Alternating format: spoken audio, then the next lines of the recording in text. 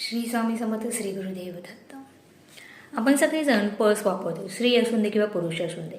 पण स्त्रियांनी काही गोष्टी लक्षात घेतल्या पाहिजेत आणि पुरुषांनीही पण, जर जमत असेल तर पुरुषांनी पण या गोष्टीचं नियमाचं पालन केलं पाहिजे.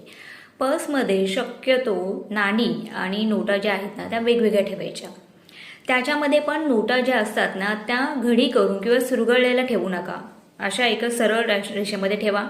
नोटांची अरेंजमेंटसुद्धा त्या सिरीजमध्ये करा. 10ची नोट, 20ची, 50ची, 100, 200, 500, 1000 जी काही नोट असेल त्याची अरेंजमेंट करा. त्यानंतर काय करायचं आहे, आपल्या पर्समध्ये कोणत्याही मृत व्यक्तीचा फोटो ठेवू नका. कारण की त्याची निगेटिव्हिटी जी असेल कदाचित, म्हणजे आता तुम्ही म्हणाल की आमचे जे पूर्वज आहेत, आईवडील आहेत, त्यांचा फोटो आम्ही ठेवू शकतो, तर ठेवा. पण त्याचबरोबर एक काळ्या रंगाचा छोटासा धागा त्या फोटोबरोबर ठेवा. पर्समध्ये देवांचा किंवा जे साधू संत आहेत त्यांचा फोटोही तुम्ही ठेवू शकता. गोमती चक्र भेटतं. गोमती चक्राचा फोटो असेल किंवा ते चक्र असेल, ते यंत्र जे आहे ते सुद्धा तुम्ही पर्समध्ये ठेवा. त्याच्याने माता लक्ष्मी प्रसन्न होते. त्याचबरोबर जर तुमचं पर्स पॅकेट मोठं असेल तर त्याच्यामध्ये एक लाल रंगाचा कागद जो भेटतो तो ठेवायचा आहे. त्या कागदावर आपली कोणती इच्छा असेल ती लिहा किंवा श्री स्वामी समर्थ लिहा. एक चांगला असा मंत्र आहे तो लिहून तिथे ठेवा.